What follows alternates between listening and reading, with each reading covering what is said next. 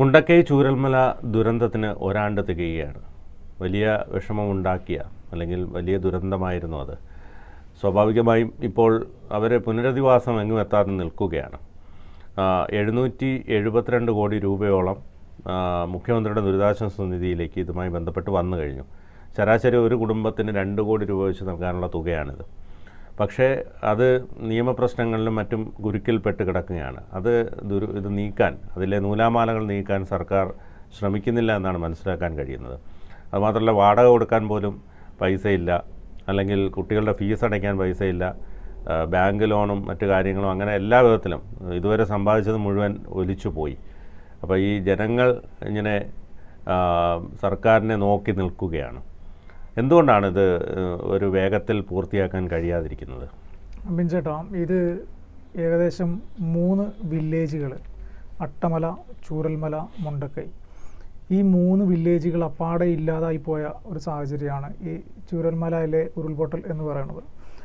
ഏകദേശം 298 ആളുകൾ മരിക്കുകയും 32 ആളുകളുടെ ഇപ്പോഴും ഒരു കാണാമറയത്ത് ഉള്ള ഒരു സംഭവമാണത്. നമുക്കറിയാം, ഈ കഴിഞ്ഞ ജൂലൈ 30-നാണ് ഇത്ര വലിയൊരു ദുരന്തം സംഭവിക്കുന്നത്. ഒരു രാത്രി ഇരുട്ടി വെളുക്കുമ്പോഴേക്ക് കൂടെ ഉണ്ടായ പല ആളുകളും ഇല്ല, താമസിച്ച വീടില്ല, നമ്മൾ പഠിച്ചു വളർന്ന സ്കൂൾ തന്നെയില്ല. അങ്ങനെ ഒരു ജീവിതത്തിൽ നമ്മൾ ഒരിക്കലും പ്രതീക്ഷിക്കാത്തൊരു കാര്യം.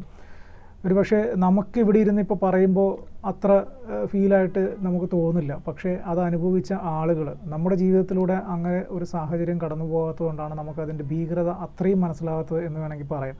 പക്ഷേ അത് അനുഭവിച്ച ആളുകൾക്ക് 1 വർഷം കഴിഞ്ഞിട്ടും കയറിക്കിടക്കാൻ സുരക്ഷിതമായൊരു വീട് കിട്ടിയില്ല എന്ന് പറയുമ്പം അവർ നിസ്സഹായരാണ്. അവരാരോട് ചോദിക്കണം, ആരോട് പറയണം എന്നറിയില്ല. നമ്മളെല്ലാ ദുരന്ത മുഖങ്ങളിലും കാണുന്നൊരു കാര്യമുണ്ട്, വലിയ വാഗ്ദാനങ്ങൾ. അന്നും 100 വീട് ഞങ്ങൾ വെച്ച് നൽകും, 1000 വീട് ഞങ്ങൾ വെച്ച് നൽകും, 500 വീട് വെച്ച് നൽകും എന്നൊക്കെ പറഞ്ഞിട്ട് പല സന്നദ്ധ സംഘടനകൾ വരുമ്പോഴും നമ്മളെല്ലാം അന്ന് വാർത്തകൾ ചെയ്യുന്ന സമയത്ത് നമ്മൾ പറഞ്ഞിട്ടുണ്ട്, നമുക്ക് 1 വർഷം കഴിയുമ്പം ഈ പറഞ്ഞ സന്നദ്ധ സംഘടനകളുടെയും രാഷ്ട്രീയ പാർട്ടികളുടെയും അവർ വെച്ച് നൽകിയ വീടുകളുടെ എണ്ണം നമുക്കൊന്ന് എടുക്കണം, എത്ര പേര് ഈ പറഞ്ഞത് നടപ്പിലാക്കിയിട്ടുണ്ടാകും എന്നുള്ളത് നമുക്കൊന്ന് നോക്കണം എന്ന് നമ്മൾ പറഞ്ഞിട്ടുണ്ട്. ഇതിൻ്റെ ഇടയിൽ കച്ചവട താല്പര്യമായിട്ട് വന്ന ഒരുപാട് ആളുകൾ വേറെയുമുണ്ട്. അപ്പോൾ ഇതിൻ്റെ പുനരധിവാസം, അന്ന് ഇപ്പോൾ ഈ അപകടം നടന്നിട്ട് ഓഗസ്റ്റ് 3-ാം തീയതി മുഖ്യമന്ത്രി പുനരധിവാസം 1 വർഷത്തിനുള്ളിൽ ഉണ്ടാകും, വളരെ പെട്ടെന്ന് തന്നെ ഉണ്ടാകും, അതിനുവേണ്ടി എല്ലാവരും ഒത്തൊരുമിച്ച് പ്രവർത്തിക്കണം എന്ന് പറഞ്ഞ് ഈ നാടൊട്ടുക്ക് മുഖ്യമന്ത്രിയുടെ ദുരിതാശ്വാസ നിധിയിലേക്ക് സംഭാവന നൽകിയത് 772 കോടിയിൽ പരം രൂപയാണ്. അതിലേകദേശം 91 കോടി രൂപ മാത്രമാണ് നിലവിൽ ഇപ്പോൾ ചിലവാക്കിയിട്ടുള്ളത്. അപ്പോൾ മുഖ്യമന്ത്രിയുടെ നിർദ്ദേശപ്രകാരം അന്ന് പറഞ്ഞിരുന്നത് ഒരു ടൗൺഷിപ്പ്, 402 കുടുംബങ്ങളാണ് അനാഥമായിട്ടുള്ളത്. ഈ കുടുംബങ്ങളെ പാർപ്പിക്കാൻ വേണ്ടിയിട്ട് ഒരു ടൗൺഷിപ്പ്, ആ ടൗൺഷിപ്പിനകത്ത് എല്ലാ സംവിധാനങ്ങളും ഉണ്ടാകും. അവിടെ നിന്ന് ആർക്കും പുറത്തു പോയിട്ട് വേറെ ഒന്നും വേണ്ടി പുറത്തു പോകേണ്ടി വരില്ല. എല്ലാ സൗകര്യങ്ങളോടും കൂടിയ ഒരു ടൗൺഷിപ്പ് ഈ ദുരന്തം അനുഭവിച്ച 402 കുടുംബങ്ങൾക്ക് ഇനിയുള്ള അവരുടെ ജീവിതകാലം മുന്നോട്ട് കൊണ്ടുപോകാൻ സർക്കാർ ഇടപെട്ട് ചെയ്തു കൊടുക്കും എന്നാണ് പറഞ്ഞിരുന്നത്. സർക്കാർ അതിൻ്റെ പ്രവർത്തികൾ നടത്തുന്നുണ്ട്. പക്ഷേ ഇതിൻ്റെ മെല്ലെപ്പോക്കാണ് പ്രശ്നം. അപ്പോൾ ഈ സാധാരണക്കാരായ ആളുകൾക്ക് ഈ 1 വർഷം കഴിയുമ്പം വീണ്ടും അവർക്ക് ആ പഴയ ഓർമ്മയിലേക്കാണ് അവർ പോകുന്നത്. അപ്പോഴും അവർ ചോദിക്കുന്നത് വളരെ ന്യായമായ ചോദ്യമാണ്, എന്തുകൊണ്ട് ഞങ്ങൾക്ക് ഇത്രയും നാളായിട്ട് ഇത് ചെയ്യാൻ പറ്റുന്നില്ല? സർക്കാരിൻ്റെ കയ്യിൽ പണമില്ലാഞ്ഞിട്ടല്ല, ഇത്ര കോടി രൂപ സർക്കാരിൻ്റെ കയ്യിലുണ്ട്, എന്നിട്ടും ഞങ്ങൾക്ക് കയറിക്കിടക്കാൻ സുരക്ഷിതമായൊരു വീടില്ലാത്തതിൻ്റെ സാഹചര്യം എന്താണെന്ന് അവർ ചോദിക്കുമ്പോൾ ആ ചോദ്യത്തിന് മുന്നിൽ ഉത്തരം പറയേണ്ടി വരും. അത് സർക്കാരായാലും ആരായാലും പറയേണ്ടി വരും. അപ്പം സർക്കാർ പറയുന്നത്, ഞങ്ങൾ കേന്ദ്രത്തിൽ നിന്ന് സഹായം ചോദിച്ചിരുന്നു, കേന്ദ്രത്തിൽ നിന്ന് ചോദിച്ചിട്ട് 2222 കോടി രൂപ ചോദിച്ചിട്ട് ഞങ്ങൾക്കൊന്നും തന്നില്ല, കേന്ദ്രം കൈമലർത്തുകയാണ് ചെയ്തത്. പ്രധാനമന്ത്രി തന്നെ ഓഗസ്റ്റ് 10-ാം തീയതി ഇവിടെ വന്നിട്ട് ഇതൊരു വലിയ ദുരന്തമാണ് സംഭവിച്ചത് എന്ന് പറഞ്ഞു പോയതല്ലാതെ എല്ലാ സഹായവും ഉണ്ടാവും എന്ന് ആശുപത്രിയിൽ കിടക്കുന്ന ആളുകളെ വന്ന് കെട്ടിപ്പിടിച്ച് തലോടി പോയതല്ലാതെ ഒരു സഹായവും ചെയ്തില്ല. അതിൽ വസ്തുതയുണ്ട് കേട്ടോ, വസ്തുത ഇല്ല എന്ന് പറയാൻ പറ്റില്ല. ഈ പറഞ്ഞതുപോലെ കേന്ദ്രം കൊടുത്തത് 529.5 കോടി രൂപയാണ്. അത് പറഞ്ഞു കഴിഞ്ഞാൽ SDRF ഫണ്ടാണ്. SDRF ഫണ്ട് കേന്ദ്രം കൊടുത്തു കഴിയുമ്പോൾ അത് വായ്പയായിട്ട് കൊടുക്കണം. അത് കേന്ദ്രത്തിൻ്റെ ഇതിലേക്കുള്ള സഹായമായിട്ട് ഒരു കാരണവശാലും കരുതാൻ പറ്റില്ല. അപ്പോൾ എന്താ സംഭവം, കേന്ദ്രത്തിൻ്റെ ഭാഗത്ത് നിന്ന് 1 രൂപ പോലും ഈ വിഷയത്തിൽ കിട്ടിയിട്ടില്ല. മറ്റൊരു പ്രധാനപ്പെട്ട ഒരു കാര്യം, നമ്മൾ കേരളത്തിൽ നിന്നുള്ള MP-മാരും കേരള സർക്കാരും ഒട്ടൊക്കെ ആവശ്യപ്പെട്ടതാണ് ഇതൊരു ദേശീയ ദുരന്തമായിട്ട് പ്രഖ്യാപിക്കണം എന്ന്. ദേശീയ ദുരന്തമായിട്ട് പ്രഖ്യാപിച്ചു കഴിഞ്ഞാൽ ആ ദേശീയ ദുരന്തം നടന്ന സ്ഥലത്തേക്ക് ഒരു നിശ്ചിത തുക കേന്ദ്ര സർക്കാർ കൊടുക്കണം. അവിടെയുള്ള പിന്നീടുള്ള അവിടുത്തെ പുനരധിവാസം തുടങ്ങിയ കാര്യങ്ങളിലൊക്കെ കേന്ദ്രത്തിൽ കൃത്യമായിട്ട് ഇടപെടലുകൾ നടത്തി അതിന് മേൽനോട്ടം വഹിക്കണം. പക്ഷേ അതുകൊണ്ട് ദേശീയ ദുരന്തമായിട്ട് ഇവർ പ്രഖ്യാപിച്ചില്ല, അതിൻ്റെ ആനുകൂല്യങ്ങൾ ഇവർക്ക് കിട്ടിയുമില്ല. മറ്റൊരു പ്രധാനപ്പെട്ട കാര്യം ഇവിടുത്തെ വായ്പയാണ്. ഇവിടെ ഈ പറഞ്ഞ ഏകദേശം ഈ 3 വില്ലേജുകളിലുമായിട്ട് ഏകദേശം 30 കോടിയിലധികം രൂപ, 30-35 കോടി രൂപയോളം വായ്പ ഇനത്തിൽ പലരും എടുത്തിട്ടുണ്ട്. ഇത് എഴുതി തള്ളുക എന്നുള്ളതാണ് അടുത്ത പ്രധാനപ്പെട്ട ഒരു ഘടകം. ഈ ബാങ്ക് വായ്പകളുടെ എഴുതി തള്ളൽ കേന്ദ്ര സർക്കാരിൻ്റെ മുന്നിലാണ് ഇപ്പോൾ ഇതുള്ളത്. ഇപ്പോൾ കേരള ബാങ്ക് അവരുടെ ഒരു നിശ്ചിത 4 കോടിയോ 4.5 കോടിയോ കൊണ്ട് അവർ എഴുതി തള്ളാൻ തീരുമാനിച്ചിട്ടുണ്ട്. പക്ഷേ ദേശസാൽകൃത ബാങ്കുകൾ എഴുതി തള്ളണമെങ്കിൽ അത് സെൻട്രൽ ഗവൺമെൻറ്റിൻ്റെ ഒരു ഡിസിഷൻ വരണം.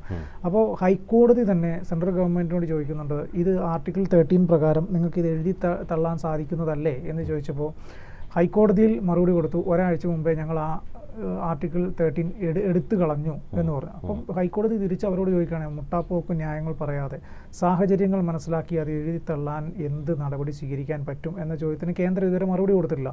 ആ കേന്ദ്രത്തിൻ്റെ മറുപടിയുടെ കാത്തിരിക്കുകയാണ് ഈ വായ്പ എടുത്തിട്ടുള്ള ഒരുപാട് ആളുകൾ. ഇപ്പോൾ വായ്പ മുടങ്ങിയിട്ട് 1 വർഷമായി. 1 വർഷത്തിന് മുമ്പേ തന്നെ അവരുടെ ജീവിതം വളരെ ബുദ്ധിമുട്ടുള്ള സമയത്ത് തന്നെ ഈ വായ്പ തിരിച്ചടക്കാൻ ബുദ്ധിമുട്ട് നിൽക്കുന്ന ആളുകളാണ് അവർ.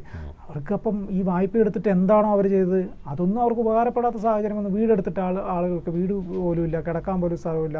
ഇപ്പോൾ വാടക വീട്ടിലെവിടെയോ കിടക്കുന്നു. ചില സ്ഥലങ്ങളിൽ സർക്കാർ 6000 രൂപ വെച്ച് വാടക കൊടുക്കുന്നുണ്ടെന്ന് പറഞ്ഞു, വാടകയിൽ ചില സ്ഥലങ്ങളിൽ കിട്ടുന്നില്ല എന്ന് പറഞ്ഞു. അപ്പോൾ വ്യാപകമായ പരാതികളുണ്ട്. പരാതികളില്ല എന്ന് പറഞ്ഞിട്ടൊന്നും നമുക്ക് കൈകഴുകാൻ പറ്റില്ല, അത് സർക്കാർ ആയാലും ആരായാലും ശരി.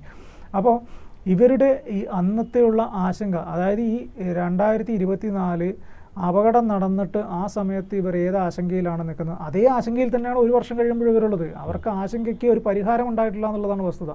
അവരുടെ ആശങ്കയ്ക്ക് പരിഹാരം ഉണ്ടാകണമെങ്കിൽ അവർക്ക് കയറി കിടക്കാൻ ഒരു സ്ഥലം, ജോലി ഇല്ലാത്തവർക്ക് ജോലി, അവരുടെ പിന്നീടുള്ള ജീവിതത്തിലേക്ക് അവർക്ക് മുന്നോട്ട് പോകാൻ എങ്ങനെയാണോ അവരുടെ ജീവിതം മുന്നോട്ട് പോകുന്നത്. ഇതിപ്പോൾ ഈ ഇത്രയും പൈസ വന്നിട്ട് അത് ഒരു വർഷമായിട്ട് അത് അവർക്കൊരു നിശ്ചിത തുകയെങ്കിലും കൊടുക്കാൻ കഴിയില്ലെന്ന് പറഞ്ഞാൽ അത് ഉദ്യോഗസ്ഥരുടെ ഭാഗത്ത് മാത്രം തള്ളി വെക്കാൻ പറ്റുന്നൊരു സാഹചര്യമല്ല. സർക്കാരിൻ്റെ ഭാഗത്തു നിന്നും പലപ്പോഴും ഈ കേന്ദ്രം അത് ദേശീയ ദുരന്തമായി പ്രഖ്യാപിക്കുന്നില്ല എന്നൊക്കെ പരാതി പറയുന്നുണ്ടെങ്കിലും സംസ്ഥാനം ചെയ്യേണ്ടത് ചെയ്യുന്നില്ല. ഇത്രയധികം പൈസ മുഖ്യമന്ത്രിയുടെ ദുരിതാശ്വാസ നിധിയിലേക്ക് വന്നു. ഒരു കുടുംബത്തിന് താൽക്കാലിക ആശ്വാസമായിട്ടെങ്കിലും 10 ലക്ഷം രൂപ വെച്ചെങ്കിലും കൊടുക്കാം. ഈ നിലവിലെ തുക അനുസരിച്ച് 2 കോടി രൂപ ഒരു കുടുംബത്തിന് കൊടുക്കാൻ പറ്റുന്ന തുകയാണ് കയ്യിലിരിക്കുന്നത്.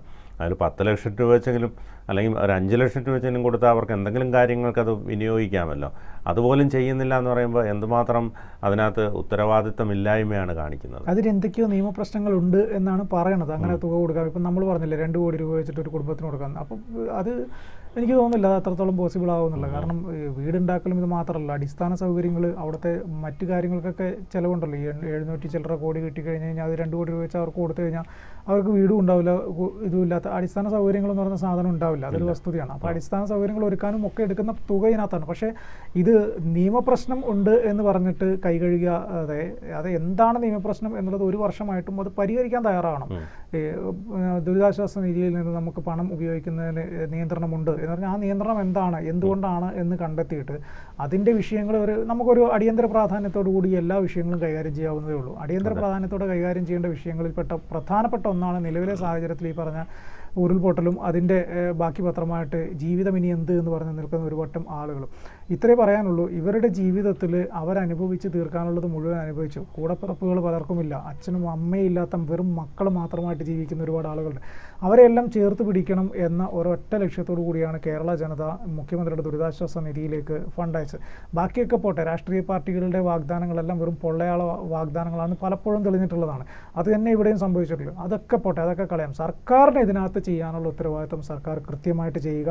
ഇവരുടെ ഈ പറഞ്ഞതുപോലെ ഭവന വായ്പകളും മറ്റു വായ്പകളും എഴുതി തള്ളാൻ കേന്ദ്രം തയ്യാറാവുന്നില്ല എങ്കിൽ സർക്കാർ അതിനെന്താണ് ചെയ്യാൻ പറ്റുമെന്ന് ചെയ്യുക. ഉടനടി ഇവർക്ക് താമസിക്കാനുള്ള ഇപ്പം തയ്യാറാക്കുന്നു എന്ന് പറയുന്ന ടൗൺഷിപ്പിൻ്റെ പരിപാടികൾ പെട്ടെന്ന് പൂർത്തിയാക്കുക, അവരെ അതിലേക്ക് താമസിപ്പിക്കുക. അവർക്ക് പിന്നീട് അങ്ങോട്ട് ജീവിക്കാനുള്ള ഒരു വരുമാന മാർഗം കൂടി ഉണ്ടാക്കേണ്ട ഉത്തരവാദിത്വം സർക്കാരിൻ്റെതാണ്. അത് ഉടനെ ചെയ്യുക. കൂടുതൽ വാർത്തകളും വിശേഷങ്ങളും നിങ്ങളിലേക്ക് എത്താൻ ABC മലയാളം സബ്സ്ക്രൈബ് ചെയ്യുക, ബെൽ ബട്ടണും അമർത്തുക.